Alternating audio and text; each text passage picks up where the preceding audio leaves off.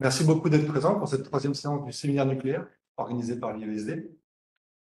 Après avoir étudié les enjeux de la dissuasion élargie en Europe et le déploiement d'armes nucléaires tactiques, hypothétiquement, russes en Biélorussie lors de la première séance et de l'architecture d'arms control en Europe lors de la deuxième séance, pour cette troisième, nous avons l'immense plaisir de recevoir le docteur Yann Sand pour cette séance consacrée aux conséquences politiques et stratégiques de l'arme nucléaire pour l'armée de l'air française. Alors, Ivan Sand est officier de l'armée de l'air et de l'espace depuis 2014 et actuellement officier traitant à l'état-major opérationnel air du commandement de la défense aérienne et des opérations aériennes, donc CDAOA.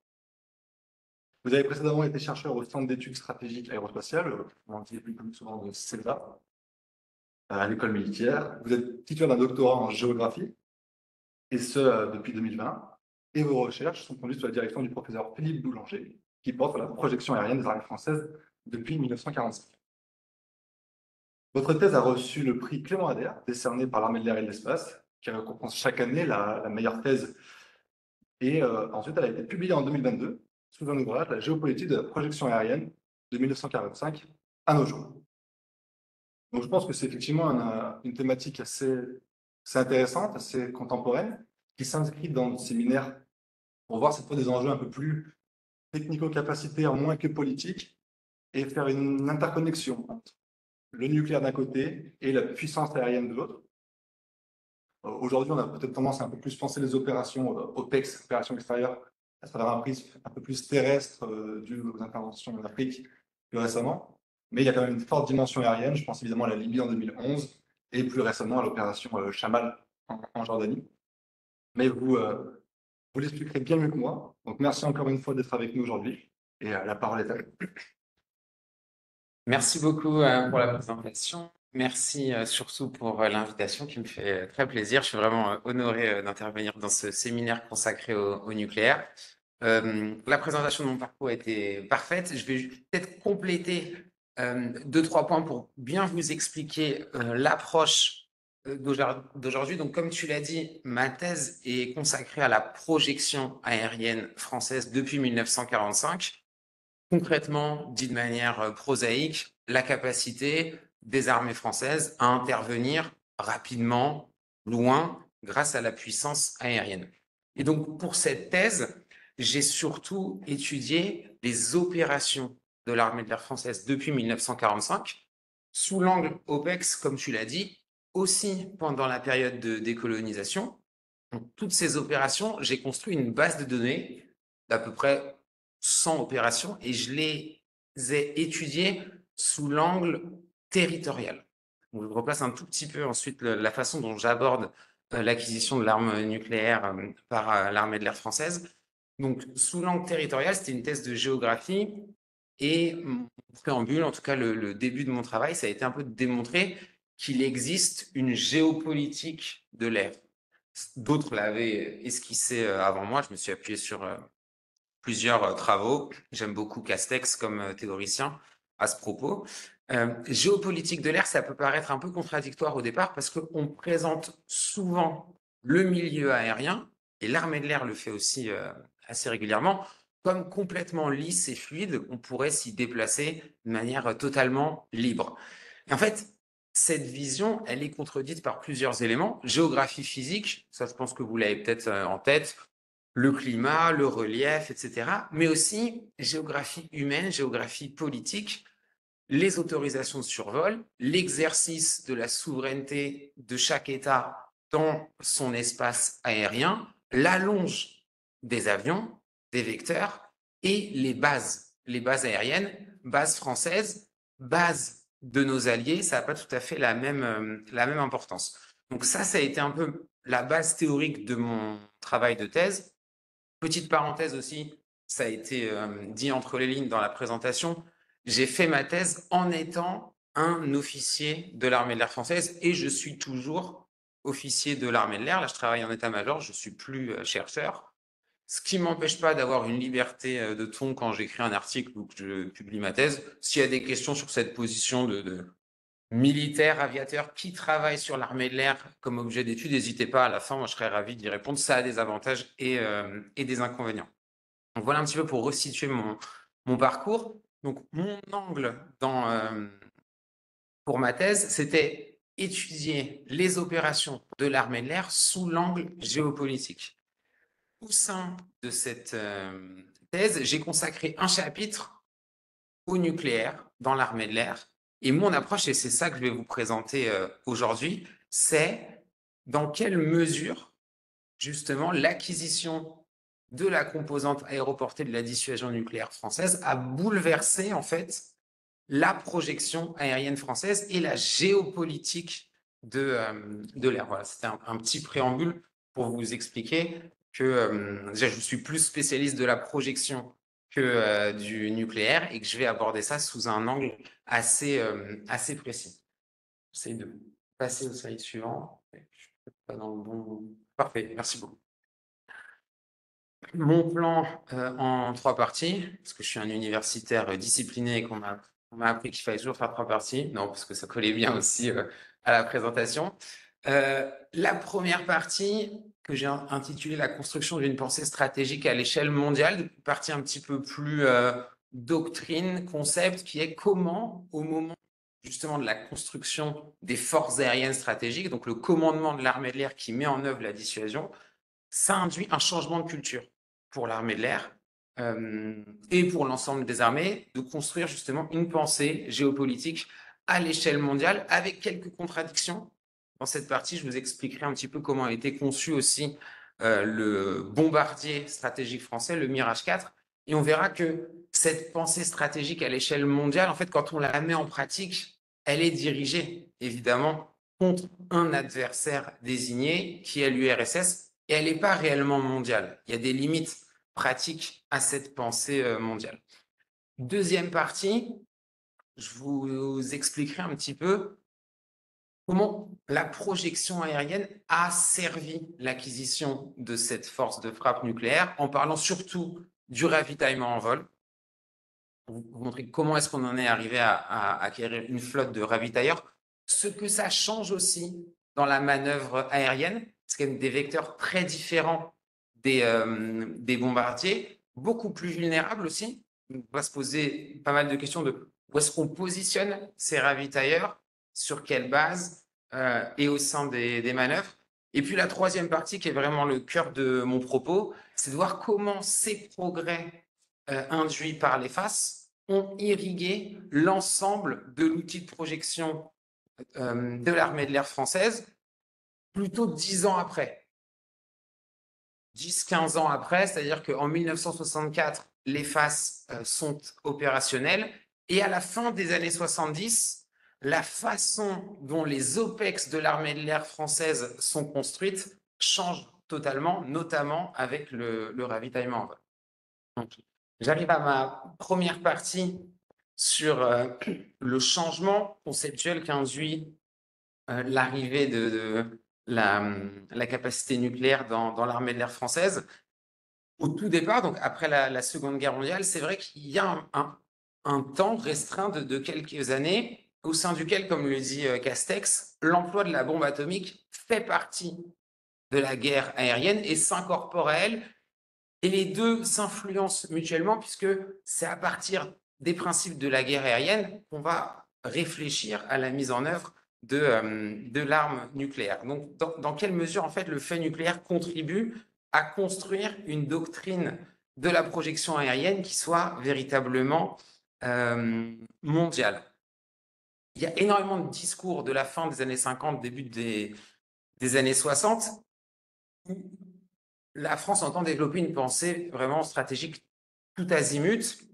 J'ai repris une citation d'un discours de Gaulle devant le CHEM, donc le centre des hautes études militaires à l'école militaire, en 59, qui dit « Puisqu'on peut détruire la France éventuellement à partir de n'importe quel point du monde, il faut que notre force soit faite pour agir où que ce soit sur Terre. » Mais en fait, cette défense qui est théoriquement décrite comme tout azimut, on va voir dans la construction pratique qu'elle se borne à contrer le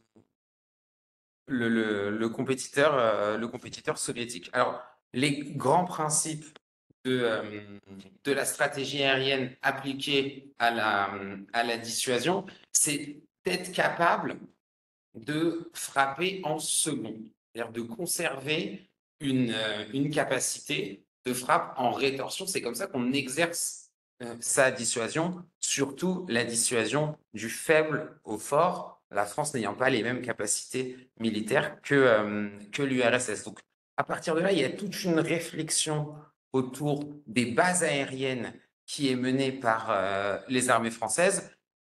Le nombre, le positionnement et la protection de ces bases qui doivent être suffisamment redondantes pour parer à ce rétrécissement de l'échelle temporelle des combats, puisqu'en quelques minutes, on peut être détruit, surtout à partir du moment où les capacités balistiques sont développées, tandis que l'échelle spatiale, elle, s'agrandit.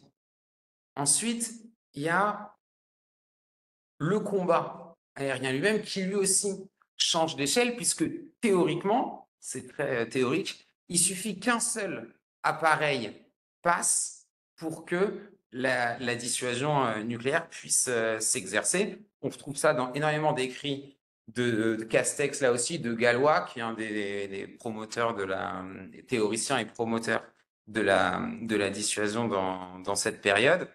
On écrit qu'une action aérienne très fugitive et de peu d'ampleur, ne mettant en jeu au pire qu'un seul appareil, peut suffire.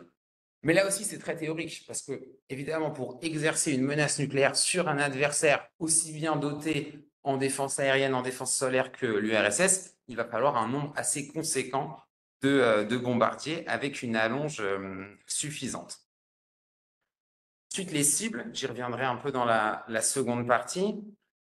Conceptuellement, pour les Français, les cibles, au départ, on les pensait comme militaires. Sauf que face à l'URSS, il est impossible de menacer l'entièreté du potentiel de guerre soviétique. Donc, la dissuasion va s'exercer contre les centres démographiques. Et ça aussi, c'est un changement conceptuel assez important et il y a évidemment beaucoup de réticences.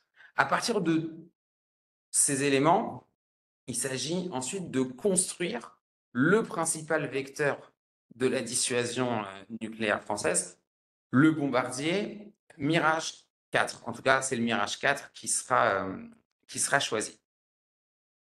Il y a énormément de débats à la fin des années 50 autour de trois caractéristiques du Mirage 4. À quelle altitude il faut voler pour échapper aux défenses adverses? On va choisir une très haute altitude au départ, ça changera quelques années plus tard. À quelle vitesse est-ce qu'il faut voler? On va atteindre Mach 2. Et surtout, ce qui m'intéresse moi dans ma problématique de projection, c'est quelle distance? Alors, quel doit être le rayon d'action du bombardier stratégique français?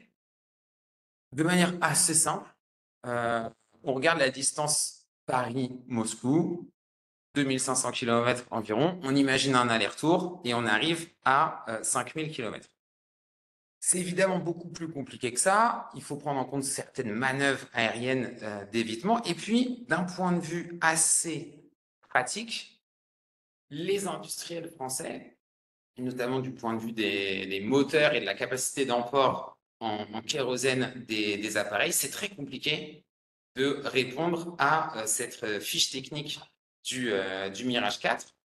Donc, la GAMD, donc Générale Aéronautique Marcel Dassault, qui est choisie au détriment de la Société nationale de construction aéronautique du Sud-Ouest, qui avait le projet Super Vautour. Donc, la GAMD, qui est choisie pour ce projet de Mirage 4, a au départ un cahier des charges un petit peu moins ambitieux, avec la possibilité de faire un aller-retour à 1500 km. Et là, ce sont des cibles plutôt comme Kaliningrad ou Riga qui sont menacées et non les principaux centres démographiques du départ, Moscou ou Kiev. Donc, en 1958, dans le cahier des charges du Mirage 4, compte tenu des possibilités françaises, une mission type, c'est un raid de 1500 km, dont 700 km à une vitesse subsonique mais élevée, à une altitude supérieure à 12 000 mètres, puis 800 km à une vitesse qui est comprise entre Mach 1,7 et Mach 2 à plus de 17 000 mètres. Voilà, donc ça c'est le trajet aller. Le bombardement lui-même, et ça aussi c'est un grand défi technique, doit être réalisé à une altitude supérieure à 18 000 mètres et à vitesse maximale pour se prémunir des défenses adverses. Et puis le trajet retour avec les mêmes caractéristiques. Donc, compte tenu de ce rayon d'action, vous voyez que Moscou est inaccessible et du coup, l'état-major général des armées, l'année suivante, en 1959, demande à la GAMD de revoir son projet et lui demande qu'est-ce qu'il faudrait faire pour être capable d'atteindre Moscou. Ils arrivent à un nouveau prototype, le Mirage 4B. Le Mirage 4B, le rayon d'action est largement augmenté, mais du coup le poids au décollage aussi. Et aucun industriel français n'est capable de fabriquer un moteur qui réponde aux caractéristiques de ce décollage et ce nouveau rayon d'accès. Donc, ce qui est prévu pour le Mirage 4B, c'est d'acquérir des moteurs américains. Il faut demander une licence aux États-Unis, des moteurs Pratt et Whitney. Énorme problème politique, évidemment, puisque le principe de la dissuasion est de défendre notre autonomie et de ne pas dépendre d'un industriel étranger. Le coût de l'appareil était aussi extrêmement élevé, mais c'est surtout cet impératif d'autonomie qui fait que l'état-major général des armées abandonne ce projet du Mirage 4B, revient au Mirage 401, le projet de départ, en augmentant légèrement ses dimensions. Vous savez peut-être que le Mirage 4, c'était un Mirage 3 augmenté. On augmente au maximum en demandant à la SNECMA de fabriquer des moteurs encore plus puissants. Mais à partir de là, si on veut pouvoir frapper les principaux centres démographiques soviétiques, il faut des ravitailleurs en vol. Et du coup, c'est ce choix d'avoir des moteurs français qui implique l'achat d'une flotte de ravitailleurs en vol. Et là, petit paradoxe, ces ravitailleurs en vol, ils sont eux-mêmes américains. Mais à partir du moment où les États-Unis acceptent de les vendre, il n'y a pas de demande de licence, la France en dispose. Donc, on part du Mirage 401, puis Mirage 4B, on revient au Mirage 401, mais un petit peu augmenté. Il y a une citation célèbre du général gallois, là, qui était, comme je vous l'ai dit, vous le savez certainement, un des théoriciens et promoteurs à l'échelon militaire et politique de la dissuasion nucléaire française, qui a dit à ce moment-là, on ne fait pas le petit, on ne fait pas le gros, on fait le petit gros, puisque c'est le Mirage 401 qui est augmenté. Donc, par ailleurs, il y a beaucoup d'innovations dans le système de navigation et de bombardement, puisque les rendez-vous avec les ravitailleurs doivent être calés de manière extrêmement précise. En amont de la frappe, ça paraît relativement faisable. En aval, c'est plus compliqué. Et là, j'y reviendrai aussi. Donc voilà pour une première partie. Pensée stratégique à l'échelle mondiale, c'est ce que on peut lire dans énormément d'écrits des théoriciens français de l'époque. Mais si on regarde les considérations géographiques du programme Mirage 4, on voit OK, on a une pensée à l'échelle mondiale, mais en fait, c'est compliqué d'atteindre Moscou. Et encore plus compliqué si on veut faire l'aller-retour. La question de est-ce que c'est des missions sans retour aussi amène pas mal de débats et j'y reviendrai tout à l'heure.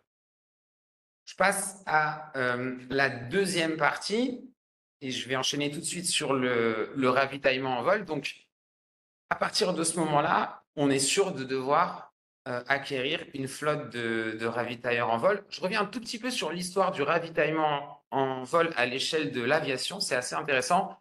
Au départ, dans l'entre-deux-guerres, c'est fait uniquement le ravitaillement en vol et les premières expériences sont faites pour des exploits sportifs, des records de raids, de durée de vol. Vous voyez un petit peu peut-être l'histoire de l'aviation et le lien avec le côté performance sportive des pionniers de l'aviation. Donc c'est comme ça que c'est envisagé. Et puis il y a un Britannique qui s'appelle Alan Cobham, qui est un vétéran de la Première Guerre mondiale, qui a été pilote d'essai ensuite chez De Havilland, qui décide de commercialiser le ravitaillement en vol mais plutôt pour l'aviation civile, le transport de personnes et le transport de fret. Il réfléchit en disant, en général, ce qui empêche un avion d'être totalement rentable, c'est le besoin en kérosène et notamment en décollage. Si jamais l'avion n'a pas besoin de faire le plein au moment où il décolle, je peux mettre plus de fret ou plus de personnes et je le ravitaille en vol juste après son décollage. Et donc, il crée une compagnie qui s'appelle la Flight Refueling Limited, un peu avant la Seconde Guerre mondiale. Et son objectif, c'est vraiment d'être rentable. C'est fait pour l'aviation commerciale. Les militaires, au cours de la Seconde Guerre mondiale, s'intéressent à ces projets.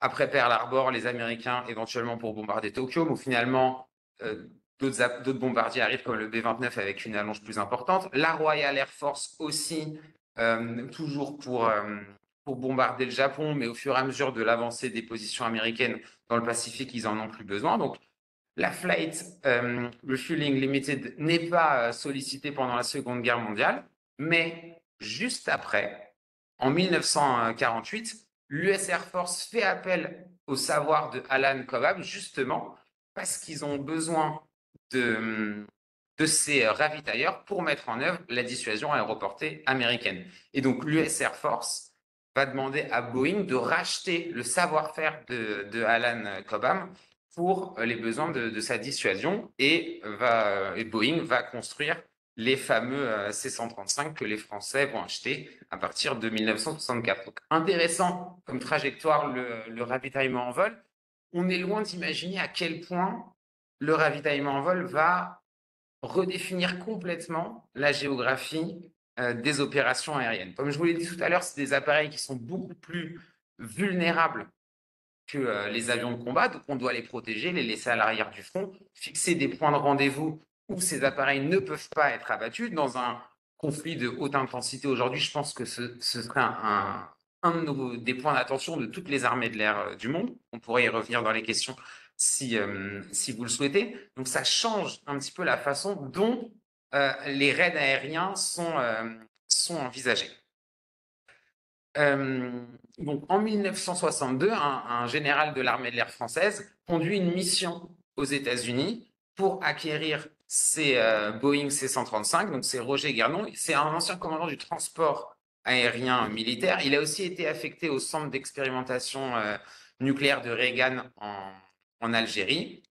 Et il revient avec un contrat pour 12 ravitailleurs qui s'appelle KC-135 aux États-Unis. On les fait un petit peu modifier pour qu'ils aient une capacité de transport. La France manquant depuis toujours de transport à long rayon d'action. Et du coup, la version française s'appelle les C-135F, que vous connaissez peut-être, qui sont encore dans l'armée de l'air et qui sont en train d'être remplacés par les MRTT. Donc voilà pour le ravitaillement en vol qui change tout du point de vue de la manœuvre aérienne parce que, et j'en parlerai un petit peu plus tard pour les forces conventionnelles, il va être maintenant possible de contourner une interdiction de survol. Mais je reste sur les forces nucléaires pour le moment, j'y reviendrai dans la troisième partie.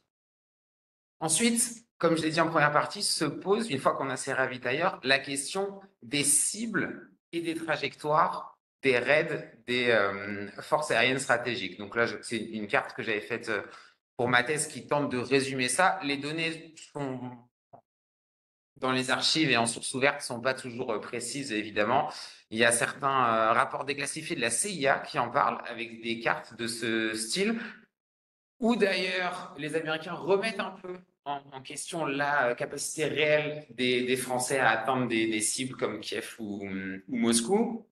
Un des biographes du général de Gaulle avait noté cette citation en 1964 du général qui disait « Nous ne sommes pas assez benets pour survoler les pays satellites avant d'arriver sur la Russie. Nous passerons par la Baltique, l'océan glacial arctique ou la mer Noire.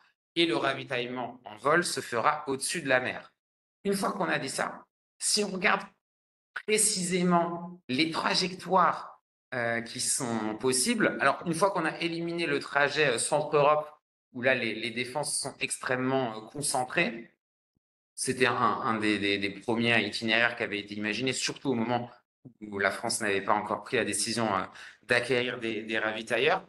En fait, une fois qu'il y a ces 135, il y a deux axes de pénétration possibles. Le nord, donc en passant par la mer du Nord, avec un dernier ravitaillement en vol juste avant le passage des détroits de la Baltique, un vol subsonique jusqu'à Riga, une pénétration supersonique jusqu'à Moscou, ça c'est pour le trajet nord, et puis le trajet sud qui, lui, longe le nord de la Méditerranée, un dernier ravitaillement en mer Égée avant de passer le Bosphore, survol de la mer Noire, puis de l'Ukraine en supersonique pour atteindre Kiev.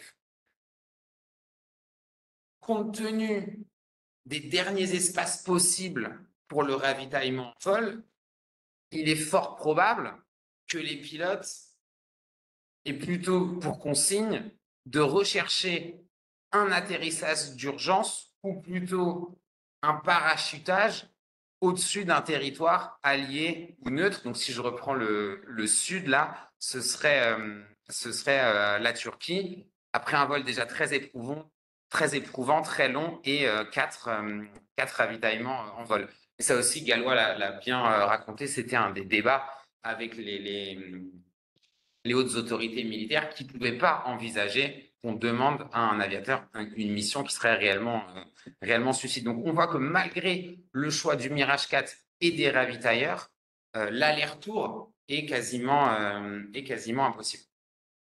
Troisième volet de cette deuxième partie à propos du rôle de la projection aérienne dans l'acquisition de la force de frappe et les innovations que l'armée de l'air a dû mettre en place. C'est le volet des essais nucléaires. Comme vous le savez, j'imagine, les premiers essais ont lieu dans le Sahara. L'armée de l'air construit ex nihilo une base aérienne pour ces essais. Le premier essai est dénommé Gerboise Bleue et a lieu en 1960. Ça ne met pas en œuvre des moyens nouveaux pour l'armée de l'air, c'est le transport, le génie de l'air. En revanche, quand les essais ont lieu à Tahiti par la suite, là, c'est un vrai défi. Et là aussi, ça entre un peu en contradiction avec la pensée stratégique à l'échelle mondiale qui est conceptualisée. Parce qu'en fait, réaliser ces essais à Tahiti, ça va être un défi logistique de taille. Construire la base, donc il y a deux atolls de l'archipel des Tuamotu qui sont Mururoa et Fangatofa qui sont au milieu de rien. Bon, évidemment, c'est le principe pour un essai nucléaire. Construire donc le centre d'expérimentation du Pacifique va demander un effort logistique important pour l'armée de l'air et les transports réguliers pour ces campagnes d'essai montrent que l'armée de l'air n'a pas de vecteur capable d'aller de métropole jusque dans le Pacifique sans escale. Ça pose des questions d'autonomie stratégique, puisque évidemment, quand vous faites une escale, vous demandez à un allié de pouvoir passer par une de ces bases. Et c'est pourquoi l'armée de l'air va acheter un DC-8 à une compagnie civile, UTA, en 1966 pour pouvoir se projeter vers le Pacifique sans réaliser d'escale. Et l'armée de l'air en achètera plusieurs dans les années qui suivent, dont aussi des super DC-8, dont l'autonomie est un petit peu plus grande, jusqu'à en avoir 7. Et ce qui est intéressant, c'est qu'ils serviront à d'autres missions. Le transport stratégique, mais aussi le premier super DC-8 va être transformé en DC-8 Sarig, qui est un avion de guerre électronique, qui est ancêtre du C-160 Gabriel, qui vient d'être mis à la retraite. Je ne sais pas si vous connaissez cet appareil. Donc là aussi, j'anticipe un peu sur ma troisième partie. En fait, ce qui est nécessaire pour l'acquisition de la dissuasion nucléaire va servir l'ensemble de l'armée de l'air d'un point de vue culturel, j'en reparlerai un petit peu, mais surtout d'un point de vue capacitaire. Et dernier élément sur ces essais, c'est en 1966 qu'a lieu le premier essai d'une bombe nucléaire larguée par avion. C'est une opération qui s'appelle Tamouré. Et là aussi, c'est intéressant de voir que pour réaliser cet essai, eh ben, le vecteur principal de la dissuasion nucléaire française ne va pas directement dans le Pacifique. il est obligé de passer par plusieurs étapes, ce qui contredit un peu aussi cette vocation mondiale de la dissuasion nucléaire française. Le Mirage 4 qui se projette là-bas, il passe par 3 étapes. Il y a pas mal de débats sur le trajet. Le ministère des Affaires étrangères français veut au départ éviter les États-Unis parce que c'est un message fort en disant que la dissuasion française ne dépend pas des États-Unis. Finalement, c'est quand même le plus simple. Et les 3 étapes qu'effectuent donc un Mirage 4 et 2 C-135 pour se déployer dans le Pacifique sont Otis, qui est une base à côté de Boston, puis Travis, qui est pas loin de San Francisco, Hawaï, avant d'arriver à AO, qui est une des bases projetées du CEP dans le Pacifique. Les autres vecteurs utilisés pour ces essais, eux, ils sont transportés par la Marine nationale. Il y a des avions, notamment des vautours, qui sont chargés de faire des prélèvements dans le nuage nucléaire. Il y a un autre Mirage 4 qui se déploie pour l'essai. Et bien, il est démonté et il est mis dans un navire de transport de chaland et de débarquement qui s'appelle Ouragan. Donc là aussi, c'est assez paradoxal sur la vocation mondiale de la dissuasion française. Voilà un peu pour cette deuxième partie sur comment la projection aérienne a servi l'acquisition de la force de frappe. Et j'en viens un peu au centre de mon propos, ma troisième partie, qui est un peu la réciproque, finalement. Une fois cette dissuasion effective, donc à partir de 1964, comment est-ce que les savoir-faire très spécifiques des FAS vont irriguer l'ensemble de l'armée de l'air? On dit souvent que la séparation entre conventionnel et nucléaire est parfois artificielle, qu'une mission de projection lointaine faite par les forces conventionnelles, eh ben, elle participe à la crédibilité de la dissuasion.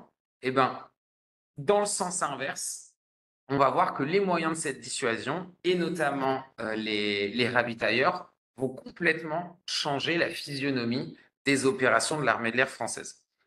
Au moment en fait de la création des FAS en 64, il y a un peu 2 géographies aériennes parallèles dans l'armée de l'air. Les forces conventionnelles qui réfléchissent avec les rayons d'action de leurs vecteurs du moment, donc c'est des vautours, des super mystères, puis des F-100, rayon d'action autour de 800 et entre 800 et 1200 km, et puis les FAS.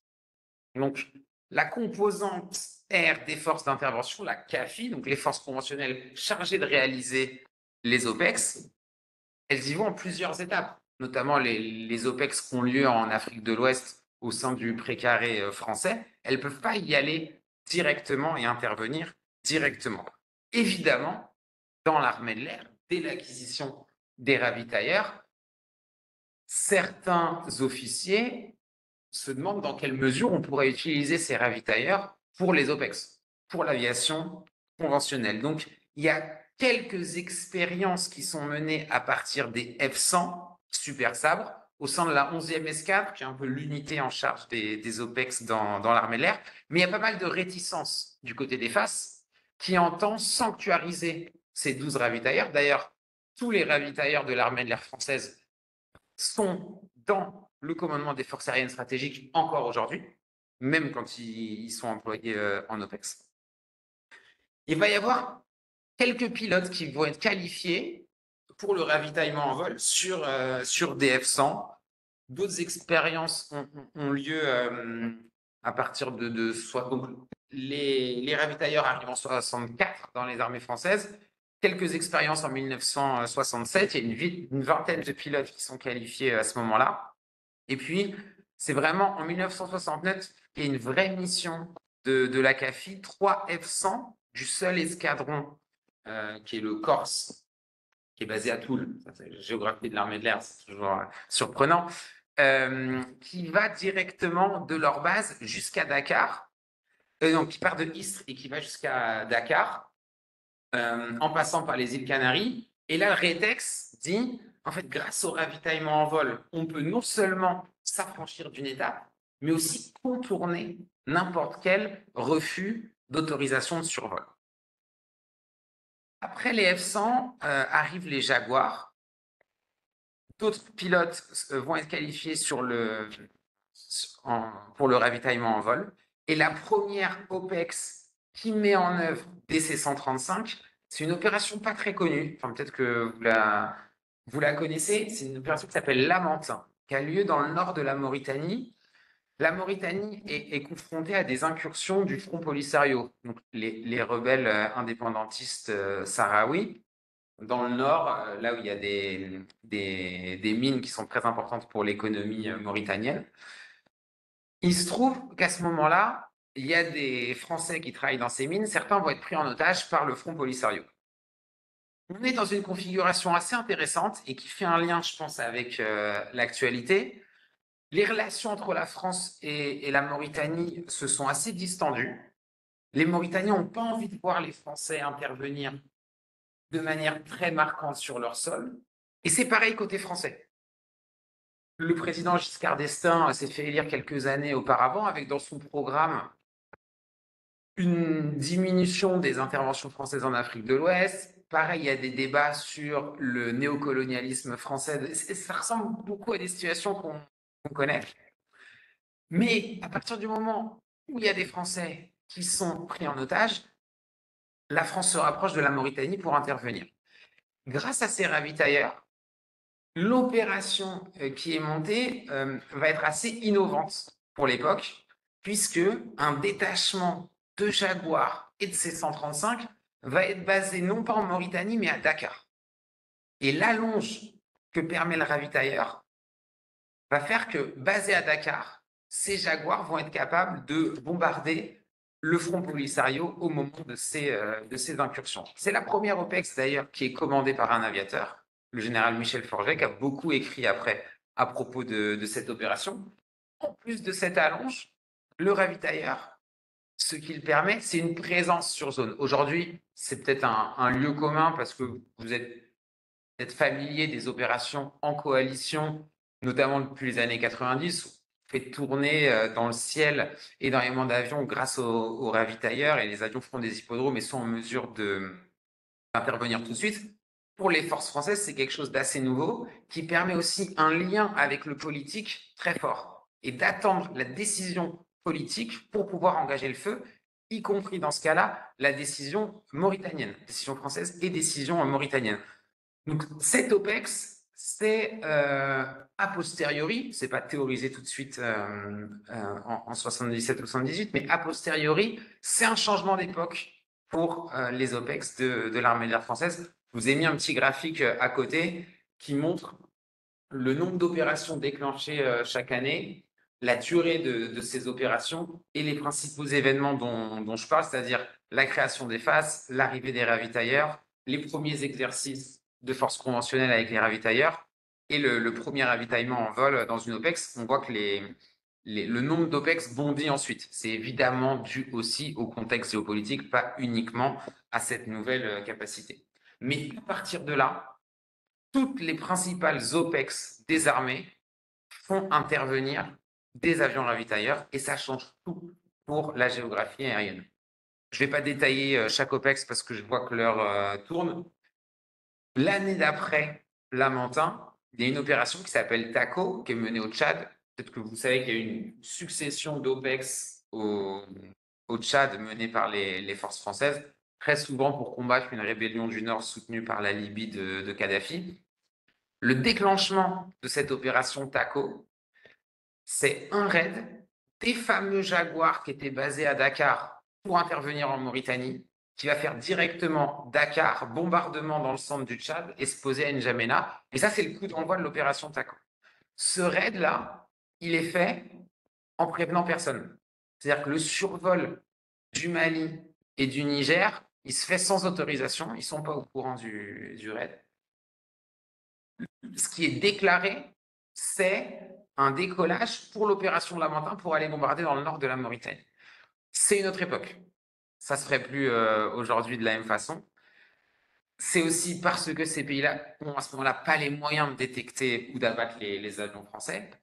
Importance d'être en mesure pour la France de faire ce type de raid. Quelques jours avant, les Jaguars s'étaient posés en Côte d'Ivoire pour rallier le Tchad.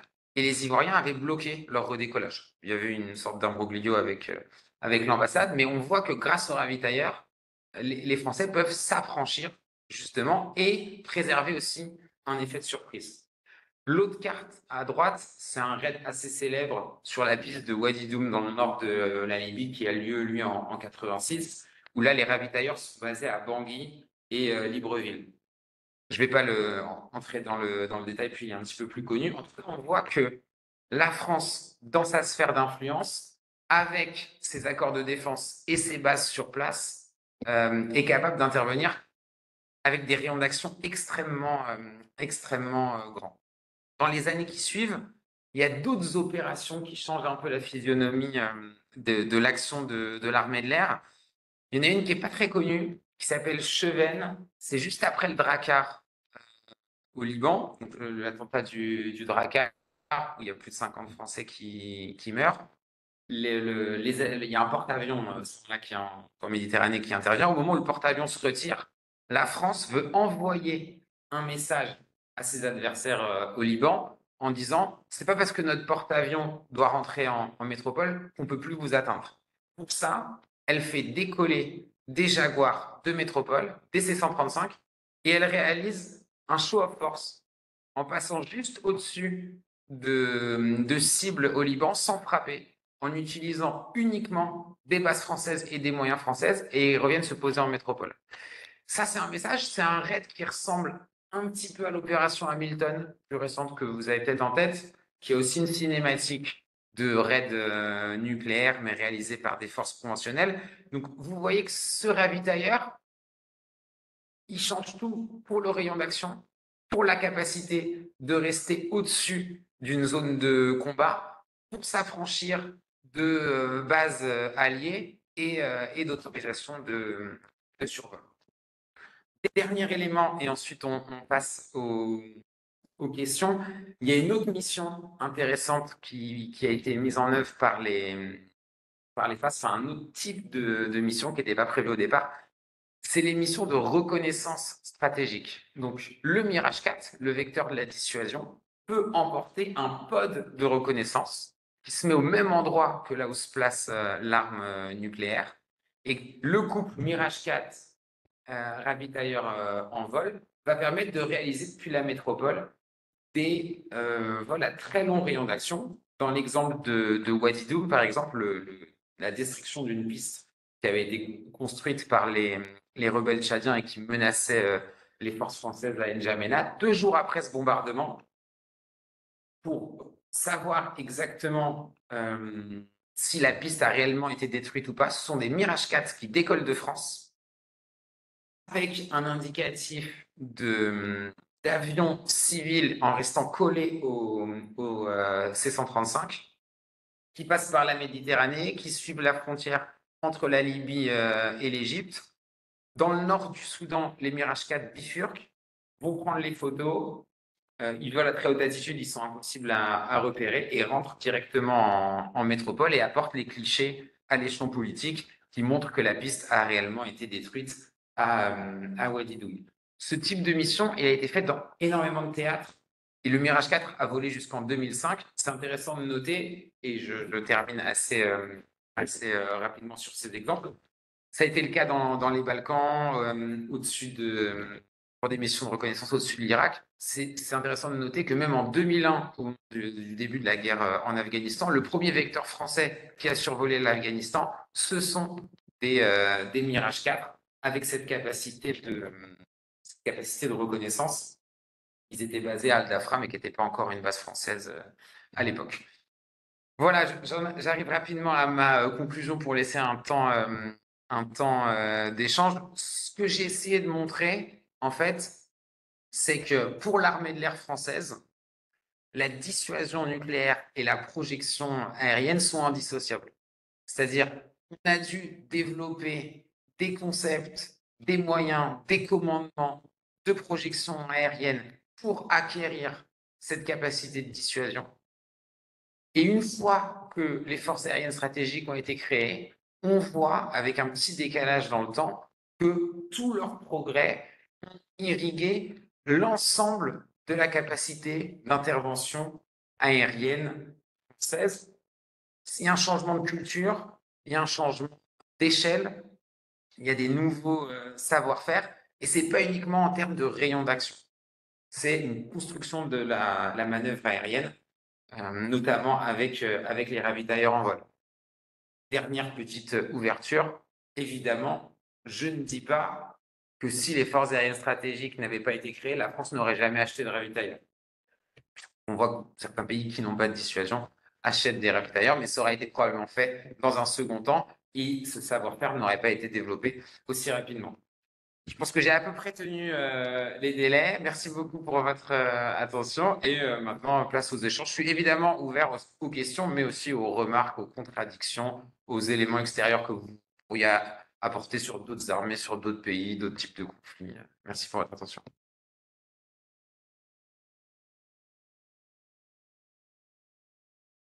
Merci beaucoup, Ivan. Je vais arrêter le PowerPoint pour qu'on puisse voir. Si vous avez des questions à distance, n'hésitez pas à les poser, on les lira. Je vais peut-être poser la première pour ceux qui veulent pour finir leur question. D'abord, j'ai beaucoup aimé ta présentation. Tu as un petit peu dessiné les origines de ce qu'on appelle aujourd'hui l'épaulement conventionnel nucléaire, sur comment les innovations techniques et doctrinales de l'un stimulent l'autre, tout en rappelant quand même la distinction entre les deux. Je pense que c'est aussi important de le rappeler quand dans le cadre de la doctrine française. Et j'ai aussi apprécié, tu développes plus, évidemment, dans le livre, cette notion de modification de la géographie et de la sphère spatio-temporelle. C'est ce que tu dis dans ton ouvrage, que l'ère atomique chamboule nos considérations spatio-temporelles. On peut ajouter que l'invention du missile intercontinental couplé à l'arme nucléaire euh, accentue ça. Ma question première portera sur l'innovation technologique.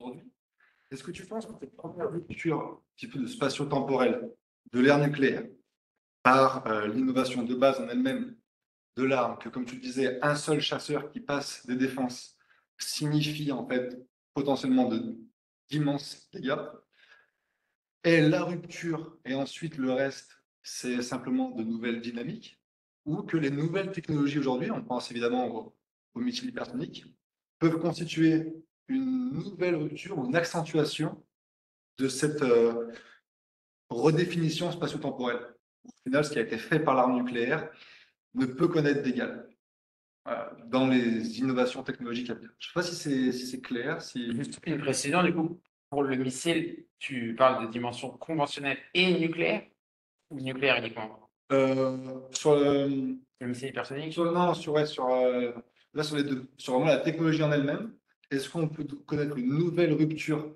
spatio-temporelle, nucléaire ou conventionnelle à venir, ou la rupture passée du nucléaire est celle qui constitue le plus grand changement de notre conception spatio-temporelle?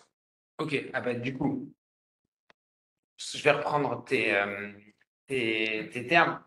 Pour le moment, il n'y a pas eu de nouvelles, à mon sens, hein, de nouvelles ruptures aussi grandes que celles dont on a parlé sur le nucléaire à ce moment-là. Maintenant, j'ai peut-être un petit peu esquissé, et j'en parle un petit peu plus dans le livre, sur le changement d'échelle spatio-temporelle. C'est peut-être plus fait à l'époque par les missiles balistiques encore que par l'aviation. Mais je ne vois pas pour le moment, mais c'est pas dit que ça n'arrive jamais, de rupture aussi importante que celle de la dissuasion depuis. Maintenant, on n'est pas à l'abri de nouvelles ruptures technologiques. Et d'ailleurs, dans le discours des armées françaises sur l'intérêt d'avoir deux composantes, c'est ce qui est mis en avant. C'est pour ouvrir tout de suite le débat sur les deux composantes que tout le monde adore. Euh, je pense que c'est aussi pour se prémunir d'éventuelles ruptures. Le jour où il y a une rupture technologique qui fait, je sais pas, je dis n'importe quoi, que le sous-marin, on peut le repérer, eh bien, il nous faut une autre composante. Ça, ce serait du même ordre. Mais sinon, je ne vois pas aujourd'hui de rupture aussi importante que celle qu'ont connue les armées et tous les États du monde à cette époque-là. Ok, merci beaucoup. Est-ce que. Alors, ouais, bah, vas-y, on va sur ligne après. Par rapport à ces opérations que vous avez détaillées, quelles ont été ou seront potentiellement l'impact de toutes ces opérations, notamment la mobilisation des ravitailleurs sur la permanence de la capacité de la suite nucléaire? Alors, de 64 à quelles que soient les OPEX conduites par l'armée de l'air, il y a qui sont dédiés à la posture permanente de la composante aéroportée. Donc, si on réduit le nombre de ravitailleurs, eh ben on réduira le nombre de ravitailleurs en OPEX et pas le nombre de ravitailleurs dédiés à la dissuasion. Il y a une priorité, en gros, dans les missions des ravitailleurs français, et c'est valable pour les MRTT qui arrivent progressivement dans l'armée de l'air. Il y a une priorité, c'est la dissuasion, et c'est pour ça que, organiquement, les MRTT, ils appartiennent au commandement des forces aériennes stratégiques. Il y a une priorité, et les ravitailleurs n'ont jamais été utilisés au détriment de notre posture de dissuasion.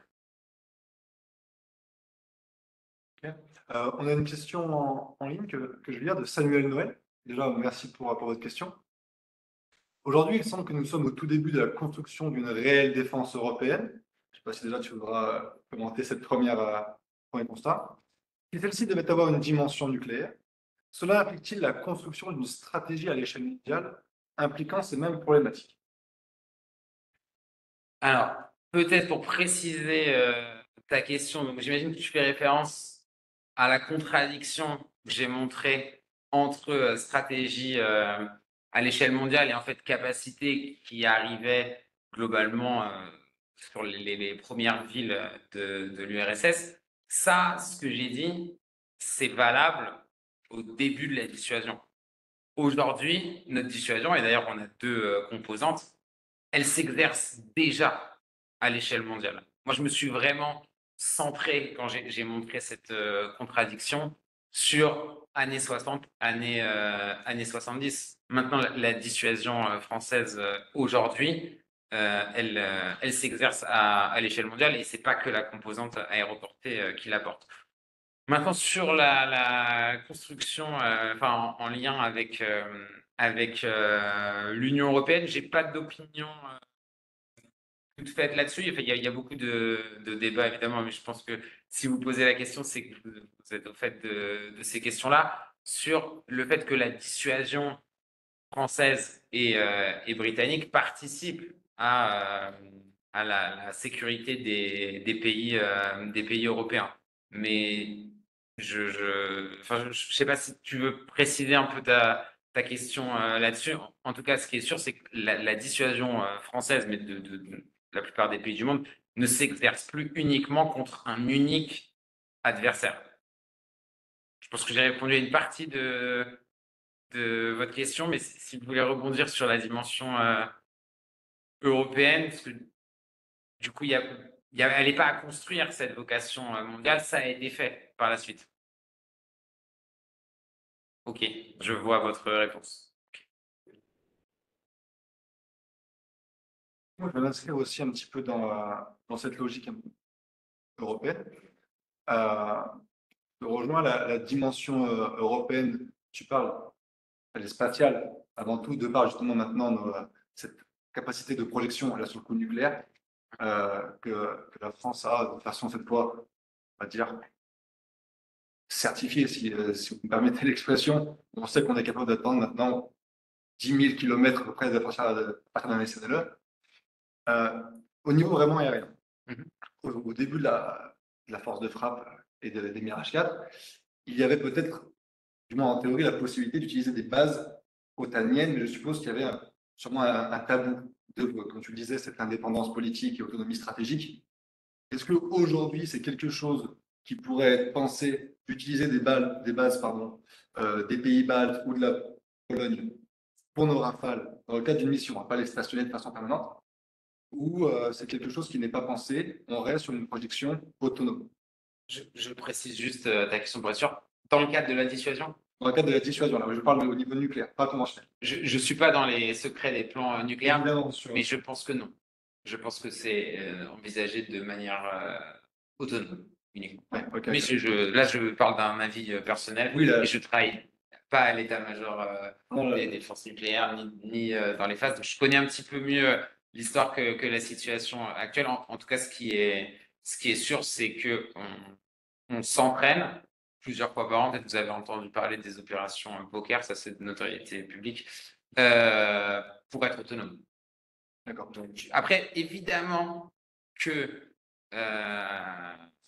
imaginer un scénario dans lequel cette arme pourrait être utilisée ou juste on en ferait la démonstration, parce que vous savez que la composante aéroportée, on dit souvent c'est celle qui se voit, qui permet de faire un dernier avertissement, serait une situation extrême, difficile à imaginer. Donc peut-être qu'il y a des scénarios où on pourrait y penser parce que ce serait vital pour la dissuasion nucléaire française.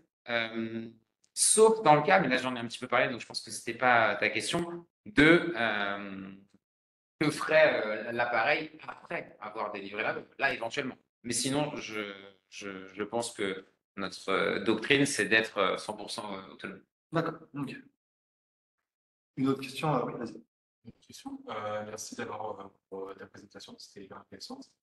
Et je voulais savoir si tu as trouvé des modifications sur le plan de rôle des forces nucléaires au moment de de l'intégration. C'est des avions pour de ravitaillement. Est-ce qu'il y a eu une modification? Est-ce que les autorités ont pris en compte de manière plus importante? Plutôt dans l'organisation ou éventuellement dans les transmissions, parce que les forces nucléaires ont construit leur propre système de transmission. On dit que parfois c'est la troisième force. Pour les ravitailleurs, ce qui a été très important, et il y a des développements aussi assez techniques, mais je ne suis pas sûr que ce soit ta question, pour le système de navigation du bombardier pour qu'il soit extrêmement précis, à la fois évidemment pour le largage de la bombe à des vitesses et des altitudes telles, c'était primordial, mais aussi pour le rendez-vous avec les ravitailleurs, parce qu'il n'y avait pas les liaisons de données d'aujourd'hui. Donc, mais ça, c'est une réponse plutôt capacitaire. Maintenant, sur l'organisation du fonctionnement du C2, oui, au sein des FAS, c'est sûr que c'est un fonctionnement assez différent, puisque, mais ça, je pense que vous connaissez la chaîne de commandement avec l'ordre du président. Une fois que l'ordre est donné, c'est immuable, etc. Mais ça, par rapport au sujet que j'ai traité aujourd'hui, c'est contrairement à ce que j'ai montré sur les ravitailleurs, la géographie des opérations aériennes, je pense, quelque chose qui est resté assez propre aux forces aériennes stratégiques et qui n'a pas irrigué les forces conventionnelles. Et tant mieux, en quelque sorte, puisque ce ne sont pas le même type d'opération. Je pense que il est normal que la chaîne de commandement soit différente de celle de la défense aérienne du territoire ou d'autres missions. Tout d'abord, il y a un ravitailleur italien qui a participé à une mission poker en 2020, si l'article le client est correct, sans qu'on sache exactement à quoi il participait. En tout cas, je fais un tour de contrôle. Par contre, j'ai une question du coup. À quel moment on intègre un détachement chasse et si oui, on adapte les chasseurs ou leur positionnement à l'accompagnement des Mirage 4, des Mirage 4 ou Mirage 2000 ensuite. Quand est-ce qu'on intègre la partie accompagnement chasse parce que visiblement, dans un premier temps, le Mirage 4 est seul. Je n'ai pas la date précise. En fait, au tout départ, le Mirage 4, pour se défendre, c'est son altitude et sa vitesse. Ensuite, les défenses, notamment la défense solaire soviétique, évoluent et on va passer de la haute altitude à la basse altitude. Et c'est pour ça que la bombe change aussi, parce qu'on la modifie pour qu'elle puisse être larguée à basse altitude. On lui intègre un parachute, etc. Mais je n'ai pas la date à partir de laquelle, parce que c'est vrai que maintenant, quand on voit les opérations poker, il y a des appareils qui font la défense aérienne du dispositif, mais j'ai pas la date à partir de laquelle je pourrais rechercher si ça vous intéresse. Mais effectivement, comme tu l'as dit au départ, le Mirage 4, et d'ailleurs c'est assez notable, il n'a pas de moyens de défense, il n'a pas de capacité air-air ou de canon. Lui, sa défense, c'est la vitesse et l'altitude. Quand il sera à basse altitude, il a son suivi numérique de terrain qui sera aussi une innovation. Mais je regarderai pour la date à partir de laquelle, effectivement, la manœuvre aérienne change et on intègre des éléments de défense aérienne. J'aurais peut-être aussi une autre question sur le plan un peu historique. Oui. Je ne sais pas si tu avais vu, il y a, je dirais peut-être 2-3 ans surtout, après différentes études de Benoît Pelopidas, Oui. il y a eu beaucoup de débats sur la crédibilité de la force de frappe française à ses origines. Est-ce que, on va dire 64 plutôt, jusqu'au SNLE, c'était crédible? Et il y avait cette question d'atteindre sa cible. Et il y a eu beaucoup de discussions là-dessus, mais avec ce que tu donnes comme détail technique de pas de défense RR, des doutes parfois sur la réelle euh, portée des mirages, est-ce que, selon toi, avec le travail de recherche d'archives et tout, tu penses qu'il y a une vraie crédibilité sur les cibles données, donc pas forcément Moscou, mais sur Kiev ou Riga, ou c'est légitime d'en douter? Alors, je pense que les Français étaient à même d'atteindre les centres démographiques que tu cites. Maintenant, tout n'est pas encore déclassifié sur ces questions-là, donc c'est des suppositions.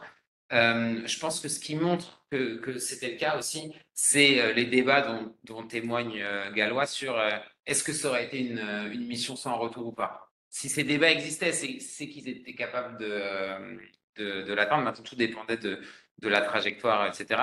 Comme je vous le disais, il y a certains rapports américains qui, eux, ont été déclassifiés, qui posaient la question du réel rayon d'action du Mirage 4. Mais en tout cas, ce qui est sûr, c'est que sur les territoires les plus proches de l'URSS et sur les pays satellites encore plus, oui, là, les Mirage 4 auraient été capables de les atteindre. Ensuite, ce qu'aurait fait l'avion et de quel rayon d'action il disposait après sa mission, ça, c'est une autre question. Mais peut-être en ouverture à ta remarque, ce qui compte des 64, c'est d'être en mesure de faire peser la menace. Qui va prendre le risque ensuite? Et cette menace, elle pèse aussi parce que il y a un certain nombre de Mirage 4 aussi. On en achète une quantité relativement importante, qui fait que il y en a un qui passera. Et c'est ce qui compte dans le principe de la dissuasion, à mon avis. Mais quand on relit un petit peu les débats, même en source ouverte, et notamment celui à propos de la mission retour, on comprend que quand même, dès 64, les Français étaient sûrs d'atteindre certaines cibles démographiques de l'URSS. Je pense. Maintenant, j'attends de voir. Il y a d'autres travaux qui sont en cours sur la composante, l'histoire de la composante aéroportée. Vous aurez peut-être l'occasion de l'inviter. Je cite une collègue qui s'appelle Louise Matz et qui est en thèse actuellement spécifiquement sur l'histoire de la composante aéroportée et peut-être qu'elle pourra sortir des infos inédites là-dessus. Est-ce qu'il y a une autre question à ça, à la distance? Sinon, je finirai sur une question ouverture, qui du coup s'éloignera un petit peu du cadre géographique historique. Ouais. Selon toi, quel pourrait être le futur de l'articulation projection conventionnelle, par exemple avec le Rafale standard F5, comment le nucléaire peut contribuer au conventionnel et le conventionnel contribuer au nucléaire, maintenant que les fondements technologiques et doctrinaux sont là? Je pense qu'on va aller vers un prolongement de ce qu'on voit déjà aujourd'hui. C'est-à-dire que j'ai beaucoup parlé des ravitailleurs dans ma présentation. Peut-être ce que j'ai moins dit, c'est que tous les escadrons de Rafale des forces aériennes stratégiques partent en OPEX. Ils font des OPEX comme les autres escadrons de l'armée de l'air. Ils participent aux mêmes missions et c'est grâce aussi au fait que le Rafale est au mi-rôle. Donc, il y a une porosité plus grande entre forces conventionnelles et forces nucléaires. Ça a été assez bien théorisé par certains articles au moment de l'opération Hamilton, qui est très différente évidemment d'un raid nucléaire, puisqu'il est fait avec les Britanniques et les Américains, mais c'est un message très fort qui est passé. beaucoup plus fort d'ailleurs que l'effet réel du bombardement sur l'usine chimique de Bachar el-Assad, évidemment. Donc, ce dialogue-là et cette influence mutuelle entre conventionnel et nucléaire, je pense qu'il existe déjà et il a déjà fait ses preuves. On a vu que c'était bénéfique pour les deux côtés. Maintenant, peut-être pour mettre un tout petit bémol à ce qu'on a dit là-dessus, il est très important, à mon sens, d'un point de vue de l'organisation du CD, du capacitaire, mais aussi peut-être philosophiquement, de garder une séparation entre ces deux missions, que les militaires qui seraient à même de mettre en œuvre l'arme nucléaire sentent que c'est pas une mission comme une autre. Et je pense qu'on ne peut pas évidemment fondre les deux. Et au sein de l'armée de l'air, moi, j'ai jamais fait partie des phases, mais je le vois quand même tous les jours. C'est quand même une culture à part. C'est quand même une culture à part. Et je trouve ça très vertueux de pas banaliser la capacité nucléaire. Parfait. Bah, merci beaucoup. Donc, c'est une très belle conclusion à laquelle j'adhère entièrement. Donc, merci beaucoup. Merci encore une fois d'être venu à Lyon pour cette 3e séance de séminaire. Je trouve ça très intéressant. J'espère que vous aussi, je pense.